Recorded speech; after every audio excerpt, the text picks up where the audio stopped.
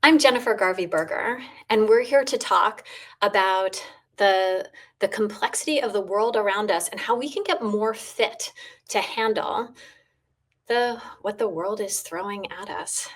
So, complexity fitness is exactly what it sounds like. It's like we all understand this concept of physical fitness, right? We all understand that we need to be physically fit in order to do the things our life demands of us.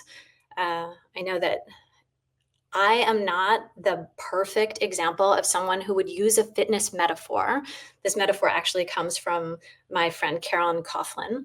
And Carolyn is the one who would do a triathlon, and I'm the one who would drink coffee by the side and cheer for her as she did a triathlon. Um, but we found that this metaphor actually really helps us think about what do we need to do to get better able at handling what the world throws at us. So you know that when your regular fitness is challenged, you might get sore, or you might be able to literally not do something, or you might hurt yourself in some way that requires you to go to bed and rest up and restore so that you can be back to moving freely again. It's not so far from that with complexity fitness, to be honest. So, complexity fitness is when we are able to handle the complexity that the world throws at us. And kind of the same thing happens if you have experienced yourself as getting home and being just so exhausted you can hardly stand up, or incredibly overwhelmed from the world around you, or uh, where you're trying so hard to control something that you're like exhausting yourself and it's also not working. You can imagine that perhaps your complexity fitness is a little bit strained and you might need to buff up a little bit.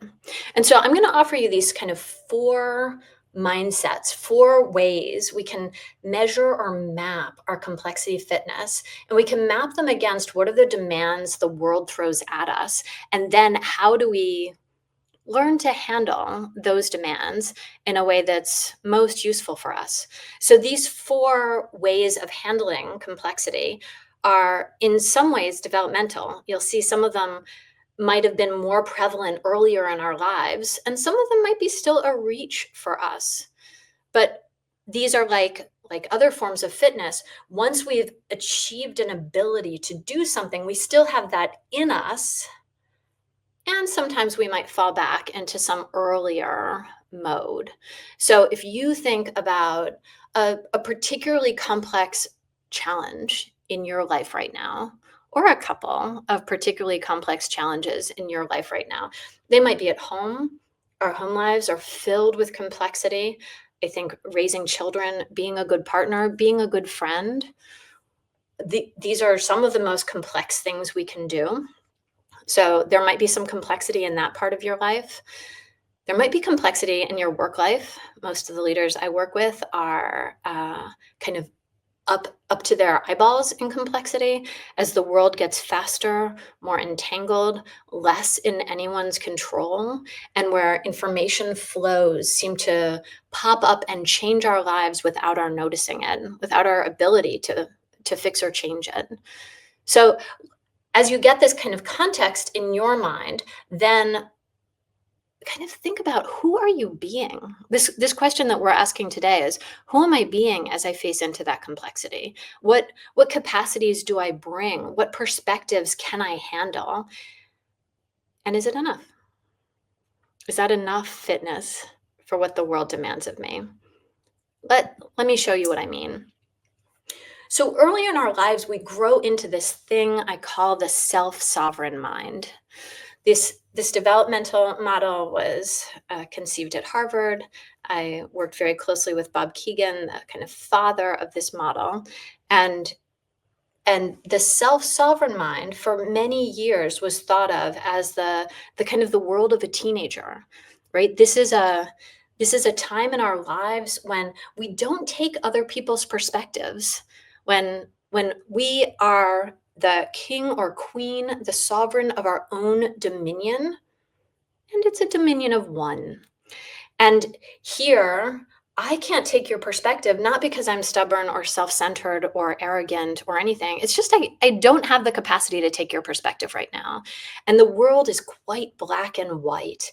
There are good things and bad things. There are people who are for me or against me.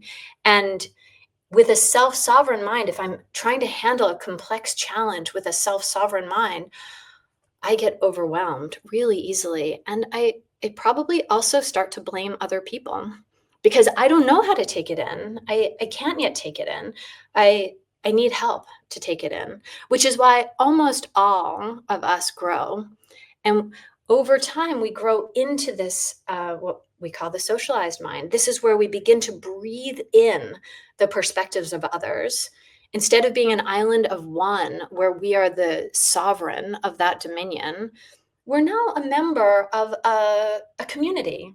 And there are others around us, and we can breathe in the norms of that community, the values of that community, the things that people care about. The way I know how I'm doing, I can ask, how am I doing?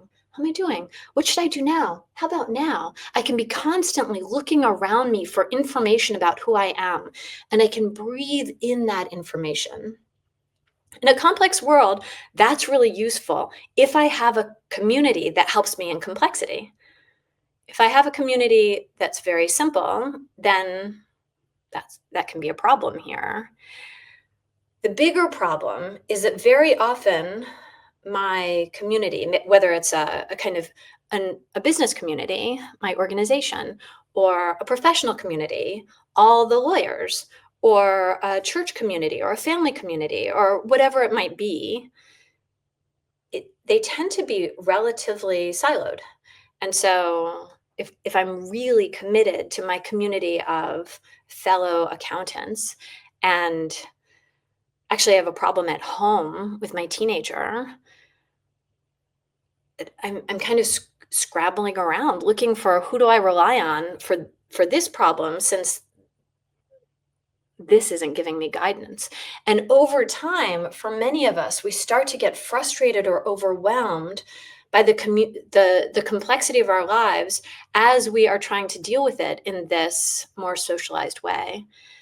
And we think, wait, they're writing my story. I want to write my story. And this is when we grow. And not all people grow into the self-authored mind, but many of us are kind of pushed by our surround to grow into this thing we call the self-authored mind. And you can recognize this in yourself if you notice your values or your principles are what's guiding you. You care what other people say. You care about their opinions. They're still inside you. They still matter. But you get to be the chairperson of the board. They get to be the board, but you get to be the chair. And there, the thing that you're most committed to is your North Star, right? You become your own boss, the author of your own life. And this in many ways reminds us of, what a lot of leadership programs are trying to do is to help you not be written by other people, but be written by yourself. Or a lot of self-help books are telling you to take charge of your life, like write your own story. This is super helpful. And you can kind of feel into how are you doing in this complex challenge about writing your own story. And it still, for some people, is not enough to deal with the unbelievable amounts of complexity, because still the truth is you have you, and each of us is probably, our perspectives are too small, our ideas are too narrow, and no matter how smart you are, probably you by yourself can't handle the complexity of your life. Probably you need a collective of thinkers around you, a diverse collective of thinkers around you, to really use the complexity of your life as an energy system you can surf, instead of a kind of exhausting pressure that you're trying to keep out. Which brings us to the self-transforming mind. Here, this phase of our making sense of the world is where we bring paradox or polarities into ourselves, and we see that what creates before, where we might have been thinking, oh, there's black and there's white, and then there are a couple of shades of gray in between, we begin to notice that actually the black and the white, they create each other. They enable each other. They and gray are a single thing. And this helps us understand that, um, liberals and conservatives create each other, that consumers and businesses create each other, that people on your team who are frustrated with each other and people on your team who are happy with each other, they create those dynamics together. And it helps us have more flexibility and internalize things that are really different than us, make great use of diversity and disagreement to build a better future. So as you think about your own complex challenge, you can see, where are you in this place? How many perspectives can you hold? How many viewpoints do you take in without rejecting them, making you wrong or them wrong? And how often do you even think about how are you thinking about things? I think about it all the time. You'll see that as we look at the world of adults, some of them are in the self-sovereign space. The majority of us are in the socialized space, or kind of learning slowly our way to the self-authored space. There are a big chunk of us in the self-authored space, and there aren't that many of us in the self-transforming space. As the world demands more and more of us, we might need to lean into our capacities to grow. Humans are, as far as we know, the only creatures on the planet that can participate in intentional evolution.